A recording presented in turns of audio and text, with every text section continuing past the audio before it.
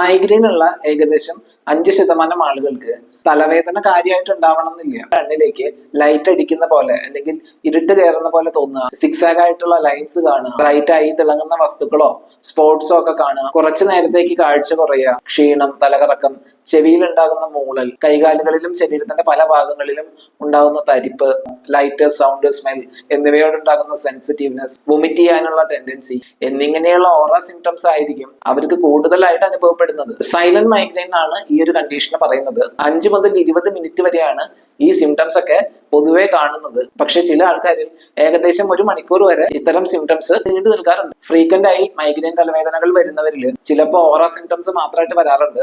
ഒരു പ്രായം കഴിയുമ്പോൾ തലവേദനയുടെ ഫ്രീക്വൻസിയും ഇന്റൻസിറ്റിയും കുറഞ്ഞു വന്ന് അസോസിയേറ്റ് ചെയ്തു വരുന്ന ഇങ്ങനെയുള്ള സിംറ്റംസ് മാത്രമായിട്ടും അനുഭവപ്പെടാറുണ്ട്. എപ്പിലെപ്സി അഥവാ അപസ്മാരം, സ്ട്രോക്ക്, കാർഡിയോവാസ്കുലർ കണ്ടീഷൻസ് എന്നിവയിലും സിമിലർ ആയ സിംറ്റംസ് കാണാറുണ്ട്. സോ റിക്കറന്റ് ആയി ഇങ്ങനെയുള്ള ലക്ഷണങ്ങൾ അനുഭവപ്പെടുന്നുണ്ടെങ്കിൽ അത് എന്തുകൊണ്ടെന്ന് കണ്ടെത്തി ശരിയായ മെഡിക്കൽ സപ്പോർട്ട് ഉറപ്പുവരുത്തുക. മൈഗ്രെയിനിനെ പറ്റിയുള്ള നിങ്ങളുടെ സംശയങ്ങൾ കമന്റ് ചെയ്യുക.